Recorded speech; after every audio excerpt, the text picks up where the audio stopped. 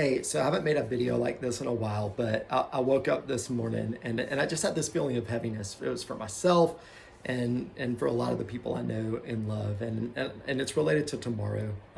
Tomorrow's Tuesday. It's election day, and it feels like a big day, and these elections definitely will. They'll have big and important consequences for all of us.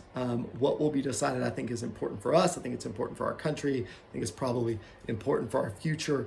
And I don't want to belittle that in what I'm about to say. But I also think that what won't be decided by tomorrow is important. And I just wanted to remind myself and remind us that personally, our character, our integrity, our value, and our purpose are not up for a vote. They can't be controlled or decided by the results of this or any election.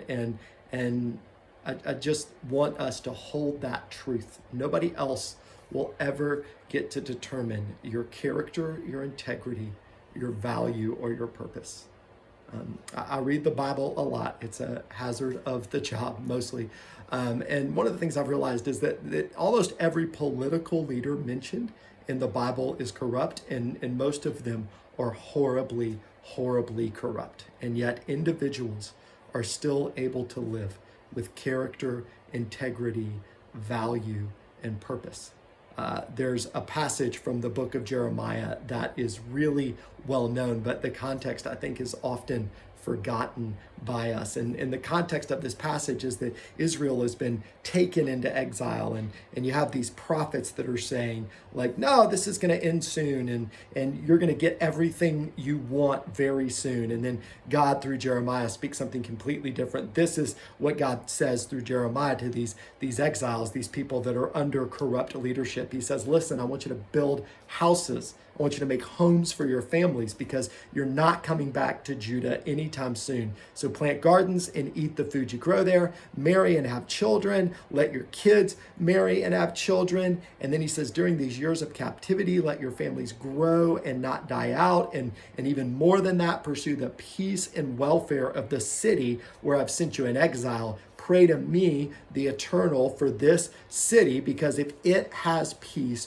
you will live in peace. God says really specifically, he says, the God of Israel is saying this to you. Don't be fooled by false prophets and fortune tellers among you. Don't listen to these dreamers, for I didn't send them to you.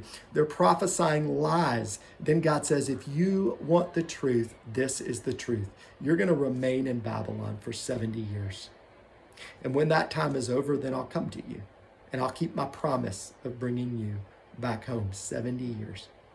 And then he says what we remember. He says, I know the plans I have for you.